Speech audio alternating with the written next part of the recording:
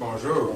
Et merci de votre participation à la réunion en prière, en silence ou en lecture de la parole, dans toutes les façons. C'est une bénédiction de précéder cet enseignement par l'adoration, comme on a fait. On peut louer le Seigneur. Le message de ce matin est intitulé, c'est-à-dire, je vais vous donner ça dans un instant, tiens. Je vais plutôt vous dire que nous commençons une nouvelle série, et ça va être dans l'épître de Jacques. Et j'aime bien cette petite épître. Je dirais que on pourrait donner comme titre général de toute l'épître « Apprendre et mettre en pratique ». Si on voulait donner un titre général pour toute l'épître.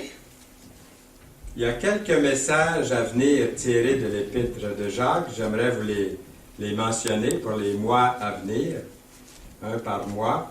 Le premier, celui de ce matin, comment faire face à nos problèmes, dans Jacques 1, les versets 1 à 12. S'il y en a qui n'ont pas de problème, je vous excuserai, vous pourriez même déjà quitter. Mais ceux qui ont déjà eu des problèmes ou qui en ont présentement, puis qui vont en avoir, je suis avec vous, moi, le premier présent à cette rencontre aujourd'hui. Nous allons ensuite voir triompher de la tentation. Vous avez les textes qui sont mentionnés, les versets. La parole qui sauve. Avoir de l'égard pour les autres. Vivre par la foi. Contrôle de la langue. Avez-vous hâte d'entendre ce message-là? C'est un message important et je pense que Jacques en parle avec tellement d'illustrations et aussi d'une façon convaincante. Et le message, la sagesse d'en haut. Donc nous couvrons l'épître de Jacques de cette façon-là. Pourquoi l'épître de Jacques? Pourquoi l'épître de Jacques? Bien, pour trois raisons. Parce que c'est dans la Bible. Et aussi, je ne vous apprends rien en vous disant que Jacques était le frère du Seigneur. On pourrait dire le demi-frère du Seigneur. Son père était Joseph et sa mère était Marie, à Jacques. Et la même mère que Jésus avait. Donc, c'est un livre, une petite épître très importante, parce que Jacques est l'un des livres les plus pratico-pratiques du Nouveau Testament. Et aussi parce que nous voulons connaître la volonté de Dieu tous les jours de notre vie. La raison principale de l'épître, la doctrine de la foi, est bien expliquée. Moi, je pense que Jacques a expliqué la foi, je dirais même une coche de plus que l'apôtre Paul. C'est moi qui dis ça, là. Je trouve qu'en lisant l'épître de Jacques, nous avons vraiment une bonne explication d'une façon claire et précise. Il parle de l'épreuve de votre foi dans le verset 3 du premier chapitre. Jacques met l'accent sur la foi. Ce livre parle d'avoir la foi. Pourquoi? Bien, à cause des tempêtes que nous éprouvons dans la vie de tous les jours. Nous aurons besoin de la foi pour faire face à nos problèmes. Et nous aurons besoin de la foi pour faire face à la maladie, la mort, la solitude, l'argent, le mariage, la dépendance. De quelle foi s'agit-il? Nous sommes toujours dans l'introduction de l'épître de Jacques, une petite introduction. Bien, dans Éphésiens, je donne d'autres textes, Éphésiens 4-5 nous parle d'une seule foi. Donc, dans l'épître de Jacques, on va relever souvent ce thème principal de la foi. Mais de quelle foi s'agit-il? Bien, il s'agit d'une seule foi. Dans Apocalypse 14-12, la foi de Jésus. C'est pas comme on dirait des fois, les gens disent « j'ai la foi », mais grattez un petit peu la surface. La foi en quoi? La foi en Jésus, la foi de Jésus. Ici, ce que vous avez, ce sont des extraits de ces références que vous trouvez ici. Dans Romains 10-17, un autre extrait de cette référence, la foi vient de ce qu'on entend. 2 Pierre 1.1, le don précieux de la foi. Tite 1.4, la foi qui nous unit. J'ai utilisé dans la dernière référence, parole vivante. Quelquefois, je vais voir, comme vous faites aussi d'ailleurs sûrement, je vais voir dans d'autres traductions. Et puis, je choisis un texte qui est plus clair pour moi. Dans Romains 18, la parole de la foi. Puis le verset clé de toute l'épître, vous l'auriez deviné, c'est Jacques, chapitre 2, verset 26, qui dit « Comme le corps sans esprit est mort, de même la foi sans les œuvres est morte. » Alors c'est un beau verset pour nous démontrer que la foi est vivante, que la foi est agissante.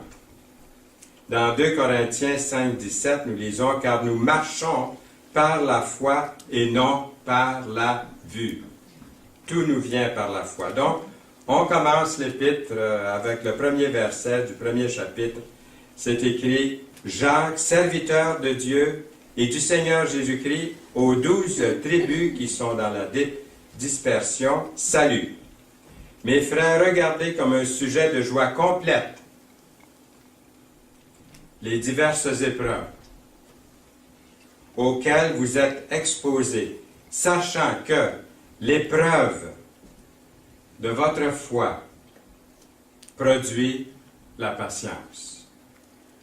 Un nommé Alexander Maclaren, un prédicateur écossais du 19e siècle, dans un sermon intitulé « L'épreuve de la foi et la foi couronnée », fait une distinction entre être tenté et mis à l'épreuve. Il dit que être tenté exprime l'idée de ce qui est le plus mauvais chez l'homme, être tenté, et qu'il pourra peut-être surmonter le mal en lui, tandis que mis à l'épreuve ferait allusion à la partie la plus noble de l'homme, avec ce désir que s'il persévère, il accomplira tout ce qui est bien pour sa vie. Mais la tentation lui dit, laisse-toi aller à ce qui te plaît. Tout le monde le fait, fais-le donc. Hein? Vous avez entendu ça, ce dicton-là. Donc, laisse-toi aller à tout ce qui te plaît. Si ton cœur te dit que c'est bon, vas-y, c'est bon. Mais ça, c'est la parole de l'homme. Laisse-toi aller à ce qui te plaît, dit la tentation. Ne te laisse pas déranger par ce qui est mal. L'épreuve dit, fais ce qui est correct et noble. Ne te laisse pas déranger par le fait que c'est douloureux. Toutes les difficultés de la vie sont soit une tentation ou une mise à l'épreuve. En résistant à toutes les suggestions que nous savons être fausses et accepter toutes les circonstances comme des occasions de croissance, nous collaborons avec le Saint-Esprit dans son œuvre de sanctification dans notre vie. Les circonstances nous enseignent beaucoup de choses, peuvent nous aider à grandir, même les mauvaises circonstances, même nos échecs, nos chutes peuvent contribuer dans notre vie. Et tout peut contribuer. Et c'est vraiment le Saint-Esprit qui collabore avec nous dans son œuvre de sanctification lorsque nous lui, en résistant à toutes les suggestions que nous savons sont fausses qui viennent de la tentation. Nous nous dirigeons vers cet objectif souhaité d'être parfait et accompli sans faillir en rien. Dans Jacques 1, 4. Nous avons tous des problèmes. Je sais que vous en avez, j'en ai eu, j'en aurai. Et même si certains problèmes peuvent avoir un impact plus fort sur nous, Dieu peut les utiliser tous pour nous façonner selon sa volonté. Moi, j'aime mieux avoir affaire à Dieu qu'aux hommes.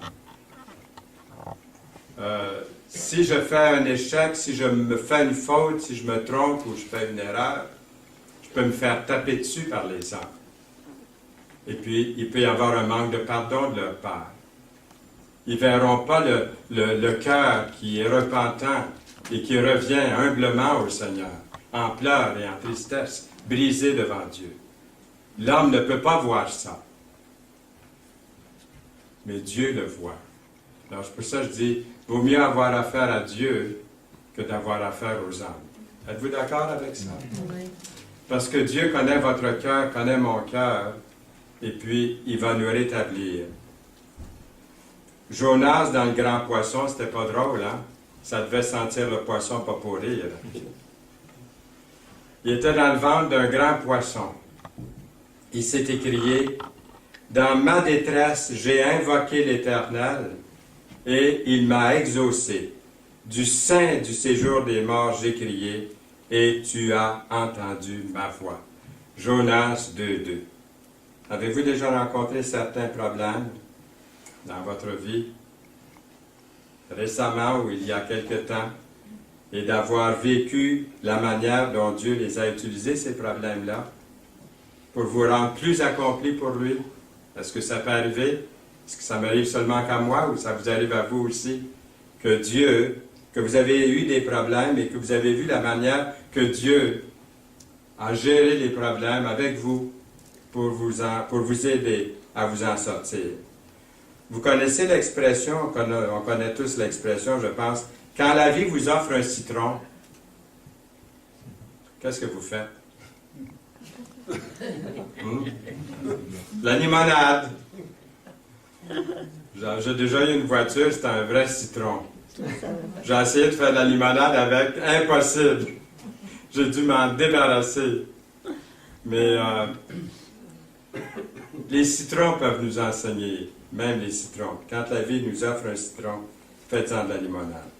Vous avez lu l'histoire de Joni Eareckson Tada? Après la plongée en eau peu profonde, elle qui n'avait que 17 ans en juillet 1967, Joni Tada s'est retrouvée incapable d'utiliser ses mains et ses jambes. Au cours de ses 2 ans de rééducation, Joni a appris à peindre avec un pinceau entre ses dents. Et plus tard, a commencé à vendre ses œuvres. Joni a écrit son témoignage de sa foi chrétienne en Jésus-Christ dans son autobiographie, un best-seller international. L'histoire inoubliable de la lutte d'une jeune... Je vous cite ce qu'on a écrit dans le best-seller. L'histoire inoubliable de la lutte d'une jeune femme contre la tétraplégie et la dépression, qui a été distribué dans de nombreuses langues, ce livre, cette autobiographie, dont un long métrage pour les cinémas et la télévision. Je l'ai vu un jour à la télévision, j'ai le livre, j'ai le vidéo aussi en VHS chez nous. L'organisme qu'a fondé Joni Tada offre des vacances aux familles dont certains membres sont handicapés. Elle recueille des fauteuils roulants qui sont remis à neuf par des détenus et par les dons que l'organisme reçoit. Des thérapeutes adaptent chaque chaise pour les enfants pauvres handicapés ou des adultes. Joni a apparu, je l'ai vu une fois à ce programme à CNN, à l'émission de Larry King. Joni a apparu à quatre reprises avec Larry King. Et en novembre 2009, Joni a signé une déclaration de ne pas respecter les règles et les lois permettant l'avortement.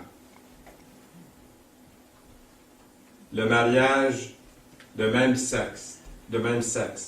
Elle a dit de refuser de signer toute déclaration, de ne pas respecter ces règles-là, ou de toute autre question qui va à l'encontre de la conscience d'un très grand nombre de personnes à travers le monde. Et 4 réalités de la vie que nous devons connaître au sujet des problèmes. La première chose, je dirais, les problèmes sont inévitables. Nous lisons dans le verset 2, les diverses. Pourquoi ne pouvons-nous pas tout simplement éviter les problèmes? On fait ça toute notre vie, éviter des problèmes. Pourquoi les problèmes nous tombent dessus tout le temps? Certains de nos problèmes sont quand même causés par nos propres actions. Combien de nos problèmes sont causés par l'action des autres? Ça peut arriver, ça aussi. Je crois aussi que la chute de nos premiers parents, dans Genèse chapitre 3, a quelque chose à voir. Vous ne pensez pas à voir, et c'est sûrement la raison principale de tous nos problèmes aujourd'hui. Comment? Bien, ils ont désobéi à Dieu, et de ce fait, ont laissé entrer le péché dans le monde. Est-ce que j'aurais fait mieux qu'eux? Je vous demande, est-ce que vous auriez fait mieux qu'eux? Ben, soyez sincères, là. Répondez franchement. Aurions-nous fait mieux qu'eux? Mettons-nous à leur place. Les problèmes, deuxièmement, sont imprévisibles. Vous voyez, ça va bien ce matin, on est assis ensemble, il fait un très beau soleil, et puis on ne sait pas ce qui nous pend au bout du nez, moi non plus, personne le sait. J'ai trouvé ça drôle, l'autre jour, il y avait un médium qui était interviewé à la télévision, et l'intervieweur, celui qui le recevait, il ne croit pas à toutes ces histoires-là de médium, et ça a apparu vite, il l'a invité, puis il l'a fait asseoir devant lui, puis il dit, vous, là, comme ça, comme médium, vous savez ce qui va arriver, là, qui peut arriver tout de suite, là. Il n'a pas eu le temps de répondre, il donne une gifle en pleine figure. Il dit, ah, vous ne l'avez pas vu venir, celle-là? C'est comme les problèmes, ils sont imprévisibles. On ne sait pas quand est-ce qu'ils arrivent. C'est écrit, épreuves auxquelles vous pouvez être exposés, dans le verset 2. Même si nous ne pouvons pas éviter les défis à relever, serait-il pas merveilleux si nous pouvions au moins les prévoir, les voir venir? Quels sont les problèmes que nous pouvons prédire, que nous pouvons voir venir? Comment l'imprévisibilité peut nous faire dépendre davantage de Dieu? Troisièmement, les problèmes sont variés. Le verset 2 dit « les diverses épreuves » sont variées. Dans une seule journée, nous pourrions faire face au problème d'échouer aux examens, dans le même jour apprendre le décès d'un membre bien-aimé dans notre famille. Quelle a été la pire journée de votre vie? Pensez un instant. C'est pas trop difficile à trouver. On dit qu'un problème n'arrive jamais tout seul. Avez-vous remarqué ça? On a un problème, une difficulté, puis il en arrive 2, 3 par-dessus. Moi, je me dis, ça n'arrive jamais tout seul. Il fallait que ça arrive, mais il en arrive 2, 3 en même temps. Complications. Comment une variété de problèmes peut nous aider à être formés dans le Seigneur? C'est là la question. Plutôt que de toujours être confronté aux mêmes problèmes à plusieurs reprises. Quatrièmement, les problèmes sont tenaces. Nous lisons verset 4, « Afin que vous soyez parfaits et accomplis. » Dieu peut utiliser ce qui est bon ou ce qui est mauvais dans notre vie pour nous attirer à lui. Le résultat final est de nous mettre accomplis en lui, de nous rendre, je devrais dire plutôt, accomplis en lui. Ça signifie littéralement que nous ne manquons de rien, nous devenons complets à cause de lui. Il y a trois raisons d'être des problèmes. Premièrement, les problèmes peuvent m'aider à purifier ma foi. Regardez le verset 3. « Sachant que l'épreuve de votre foi, sachant. » Les épreuves viennent tester notre foi. Est-ce que c'est vrai? Regardez Job. Job a été tenté. Quel en a été le résultat? Deuxièmement, les problèmes renforcent la patience. « Ah, que j'ai besoin de patience », j'entends dire des fois les gens. « Et que j'ai besoin de patience. » Eh bien, la foi, les problèmes renforcent ma patience. L'épreuve de votre foi, nous lisons, produit la patience au verset 3. Comment nos problèmes peuvent-ils développer en nous une plus grande patience? Est-ce que c'est parce qu'on lâche prise? Le test de notre foi nous aide à faire la différence entre les vrais problèmes et les choses que nous tournons en problème. Cela nous aide aussi à mettre notre confiance en Dieu, en le voyant venir à notre secours. Y a-t-il des moments dans votre vie où vous avez été conscient que Dieu était venu à votre secours? Oui. Est-ce qu'on pourrait entendre, je vous pose la question, je ne veux pas entendre des témoignages maintenant, là, mais est-ce que vous pourriez en témoigner à un moment donné de ce que le Seigneur a fait dans votre vie? Est-ce qu'il y a eu de ces moments-là où vous étiez vraiment conscient qu'il était venu à votre vie? Moi, j'ai des moments comme ça dans ma vie aussi. Et des fois, j'en parle, j'ai le privilège de prêcher, ça entre bien dans le message comme illustration d'une vérité biblique. Et il faut en parler. Ça donne gloire à Dieu. Les problèmes peuvent améliorer, troisièmement, ils peuvent améliorer votre caractère. Ils peuvent améliorer mon caractère. Nous lisons verset 4, afin que vous soyez parfaits et accomplis. Est-ce qu'on peut demander quelque chose de plus que ça? La sanctification est le processus en cours qui nous permet de devenir comme le Seigneur Jésus. Nos épreuves nous aident à grandir, à mûrir dans la personne du Seigneur. Voulez-vous voir le pupitre chez moi? Ça, c'est mon pupitre dans mon bureau. Et puis, j'ai une vitre. Et sous la vitre, ça pourrait prendre, je dirais, 1 heure à lire tout ce que j'ai mis là au cours de ma vie. Mais il y en a une que j'aime beaucoup, elle est là, je vous la montre, sous la vitre, et je vais l'écrire pour que vous puissiez le voir comme il faut. L'âme qui souffre fait à son insu des progrès immenses. Elle mûrit. Quand on voit la vie comme ça, bien, ça nous empêche quelquefois, ça peut nous empêcher de nous plaindre parce qu'on se dit, je suis en train d'apprendre, je suis en train de mûrir, je souffre, et même à mon insu, et le Seigneur est en train de faire quelque chose. Comment gérer? Comment les gérer? Ne serait-il pas merveilleux si Dieu nous démontrait quelques moyens ce matin pour nous aider à relever les défis de la vie, puis les épreuves de notre foi? Eh bien, c'est ce qu'il a fait. On continue, on regarde dans l'Épître de Jacques, au verset 5. La requête, elle est celle-ci, au verset 5. Si quelqu'un d'entre vous manque de sagesse, vous voyez, ça commence là. S'il manque de sagesse, qu'il la demande à Dieu, qui donne à tous, simplement, et sans reproche, et elle lui sera donnée. Je me rappelle quand j'étais adolescent, mon père m'avait dit un jour, j'avais 17 ans, il dit, savais-tu que tu étais à l'âge folle? Il m'avait dit ça. Puis là, moi j'étais chrétien déjà là, depuis l'âge de 11 ans.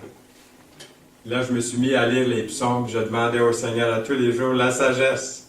Mon père m'avait dit que j'étais à l'âge folle, c'est parce qu'il avait remarqué quelque chose dans mon adolescence là, qui clochait. Et c'est vrai que c'est en lisant les proverbes, en lisant la parole de Dieu, qu'on peut comprendre bien des choses, puis s'éviter bien des problèmes. Beaucoup de problèmes. En lisant la parole chaque jour. Et même en la lisant chaque jour, on va avoir les mêmes problèmes qu'on a lus dans les proverbes. Parce que je ne suis pas toujours obéissant à la parole. Mais je veux savoir pourquoi, là. Je suis renseigné. Nous avons besoin de demander la sagesse nécessaire pour survivre aux épreuves et prendre les bonnes décisions. Combien de fois avons-nous blâmé Dieu pour nos problèmes? Où es-tu, Seigneur? Notre fille, ça fait 24 ans qu'elle est décédée au mois de février. Ça fait 24 ans. Elle est décédée à 24 ans. Oui, 48 ans qu'elle aurait. Et puis, un bon jour, je lui ai dit, t'as-tu demandé, Nicole, puis elle était à l'hôpital, pourquoi est-ce que tu es à l'hôpital? Qu'est-ce que tu penses de Dieu dans tout ça? Elle a répondu, non, c'est pas pour me vanter, elle a dit, mais je n'ai jamais dit, oh Dieu, pourquoi que j'ai le cancer, puis je vais mourir? jeune. Non. Ça m'a beaucoup... vous voyez, je reçois des messages des autres, hein, de mes enfants, de ma famille, de tous en réalité. On a quelque chose à recevoir de tout le monde. Ça m'a parlé beaucoup, beaucoup. Combien de fois, peut-être j'ai un peu tenté Dieu, un peu blâmé Dieu pour mes problèmes, plutôt que de lui demander de me donner la sagesse. Jacques 1,8 parle d'un homme irrésolu, inconstant dans toutes ses voies. Comment s'en sortir? Nous avons la réponse ici. Approchez-vous de Dieu et il s'approchera de vous. Nettoyez vos mains, pécheurs. Purifiez vos cœurs, hommes irrésolus. Jacques 4,8. La solution, le verset 6, mais qu'il la demande avec foi à la sagesse, sans douter, car celui qui doute est semblable au flot de la mer agité par le vent et poussé de côté et d'autre, dans le verset 6. Lorsque nous lui demandons la sagesse, nous devons le faire avec assurance, en croyant qu'il va la donner. Pourquoi la personne, avec l'attitude du verset 6, ne peut pas s'attendre à recevoir quelque chose de Dieu? Il parle de vague. C'est pas parfait l'image que j'ai là, mais ça donne une petite idée.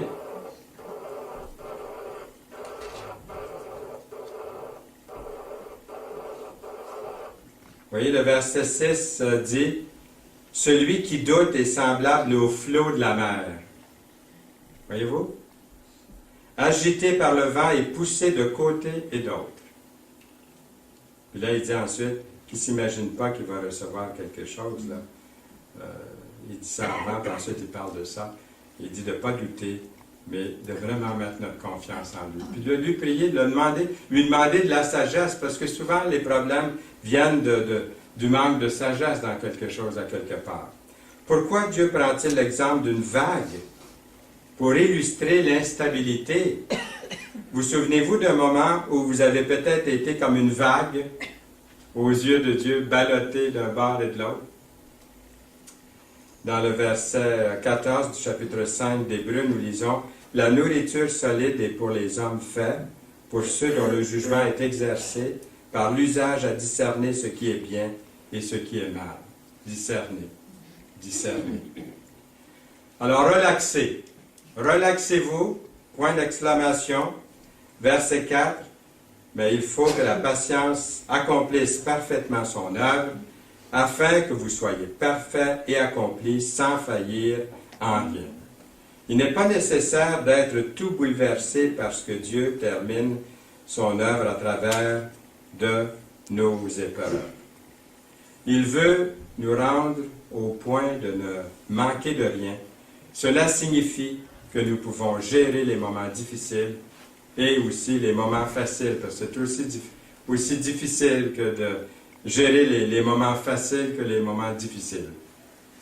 Je pense même que c'est plus difficile des fois de gérer les moments plus faciles, parce qu'on oublie Dieu. Tout est facile, tout est bon. Je peux oublier la prière, la lecture de la parole. Je n'en ai plus besoin. C'est dans ces moments-là qu'on a besoin encore. Et puis, réjouissez-vous. Nous lisons dans Jacques 1,2. Mes frères, regardez comme un sujet de joie complète les diverses épreuves auxquelles vous pouvez être exposés. Comment ça, regarder comme un sujet de joie complète les diverses épreuves? Est-ce que ça fait du sens? Est-ce que ça fait du sens? Il me semble que les mots sont forts, vous ne trouvez pas? Regardez comme un sujet de joie complète. Il aurait pu laisser le mot complète en dehors de ça, là. Les diverses épreuves. Mais c'est écrit dans la parole de Dieu. Et je m'incline devant tous ces versets. La joie d'une épreuve est-elle différente de la joie d'une belle expérience? Un sujet de joie? Point d'interrogation. Est-ce que c'est une question de perspective, d'un point de vue quelconque? Remarquez ce que Jacques dit. Il ne dit pas « si des épreuves pouvaient vous arriver », mais des épreuves auxquelles vous pouvez être exposés. C'est-à-dire, on ne peut pas les éviter.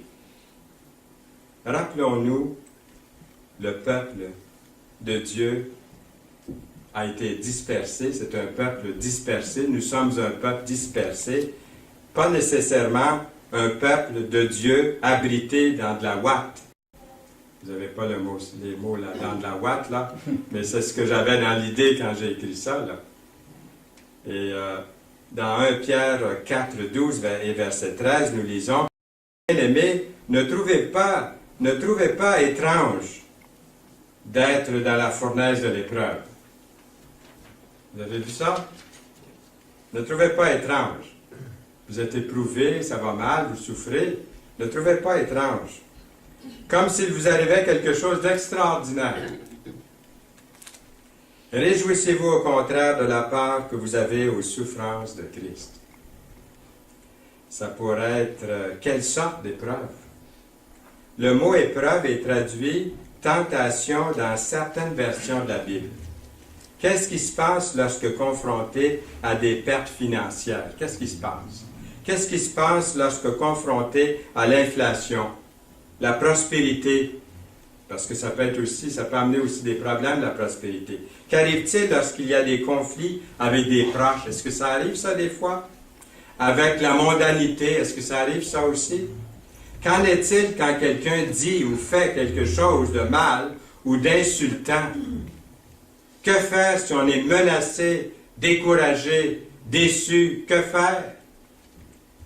C'est là ce qui fait notre joie, quoique maintenant, puisqu'il le faut, vous soyez attristés pour un peu de temps par diverses épreuves. 1 Pierre 1,6. Afin que l'épreuve de votre foi plus précieuse que l'or périssable qui, cependant, est éprouvé par le feu, ait pour résultat la louange, la gloire, l'honneur, lorsque Jésus-Christ apparaîtra. Les épreuves de notre foi produisent la patience, ce qui perfectionne le chrétien mature. Nous avons tous entendu parler de la patience de Noé. Et dans la parole, nous avons des versets comme dans Romains 5.3 qui dit « L'affliction produit la persévérance ». Dans 2 Timothée 2.23, nous lisons « Un serviteur du Seigneur doué de patience ». Des extraits de ces versets que j'ai cités ici. Un autre extrait dans Hébreux 6.12. La foi et la persévérance. Vous voyez, la foi et la persévérance, ces deux mots-là arrivent souvent ensemble. La foi et la patience, souvent ensemble. Nous avons Hébreux 10.36. Vous avez besoin de persévérance. La sagesse garde la foi au niveau. Car l'Éternel donne la sagesse.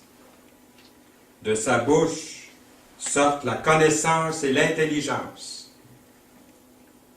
L'Éternel donne la sagesse. Proverbe 2.6. Matthieu 7.7. Demandez et l'on vous donnera. Qu'est-ce que vous lui avez demandé? Moi, je lui demande encore la sagesse. Puis, à tous les jours, j'en manque. Alors, il faut continuer à en demander parce qu'à tous les jours, j'en manque.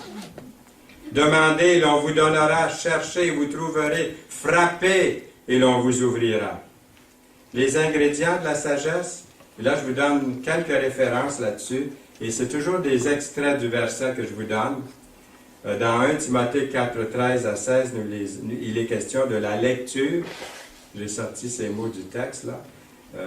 L'exhortation, l'enseignement se trouve dans ce contexte. Dans 1 Roi 3, 9, il est question d'un cœur intelligent. Dans Hébreux 5, 14, discerner ce qui est bien et ce qui est mal. Dans Proverbe 11, 2, la sagesse est avec les humbles. Dans Jacques 1, 8, un homme irrésolu, inconstant dans toutes ses voies. Comment s'en sortir? Bien, je répète, verset 8. Approchez-vous de Dieu, il s'approchera de vous. Nettoyez vos mains, pécheurs, purifiez vos cœurs, hommes irrésolus. Dans Proverbe 4, verset 7, probablement le plus beau verset de tous les 31 chapitres des Proverbes. Voici le commencement de la sagesse. Acquiert la sagesse et avec tout ce que tu possèdes, acquiert l'intelligence. Un autre beau verset, toujours dans les Proverbes. Combien acquérir la sagesse vaut mieux que l'or? Combien acquérir l'intelligence est préférable à l'argent? Toujours dans Proverbe 23, 23. Acquiert la vérité et ne la vends pas. La sagesse, l'instruction et l'intelligence. Et pas le moindre verset dans Proverbe 9, 10. Le commencement de la sagesse, c'est la crainte de l'Éternel. Et la science des saints, c'est l'intelligence. Un nommé Frédéric Brotherton Mayer, on dit souvent F.B. Mayer pour le désigner, est pasteur, évangéliste, un contemporain et un ami personnel de Dwight L. Moody. Concernant faire face à nos problèmes, F.B. Mayer l'a expliqué de cette façon-ci. Il a dit, puis vous allez voir que les temps ont changé, c'est plus cher aujourd'hui, il a dit une barre de fer vaut 2,50 $. Je pense qu'aujourd'hui, de nos jours, on pourrait multiplier ça par, on pourrait dire une centaine de dollars certains, là, sans me tromper. Là. Mais en tout cas, lui, dans ces jours-là, dans les jours de Moody, ça veut dire, ça fait longtemps, là, au 19e siècle. Une barre de fer vaut 2,50 $, il dit. Lorsque forgée en fer à cheval, elle a une valeur de 5 $. Transformée en aiguille, la même barre de fer toujours, elle vaut maintenant 175 $. Si on la transforme en lame de couteau ou de canif, elle est rendue à 1625 $.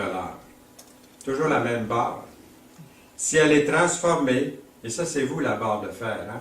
Si elle est transformée en petits ressorts de cadrans et de montres, elle vaut plus que 125 000 $. On pourrait multiplier ça aujourd'hui par plusieurs milliers de dollars. La barre de fer doit subir de nombreuses épreuves pour perdre de plus en plus de valeur. Pour prendre, je dirais, pardon. Pour prendre de plus en plus de valeur. Je répète, la barre de fer doit subir de nombreuses épreuves pour prendre de plus en plus de valeur. Vous êtes d'accord avec ça? Oui.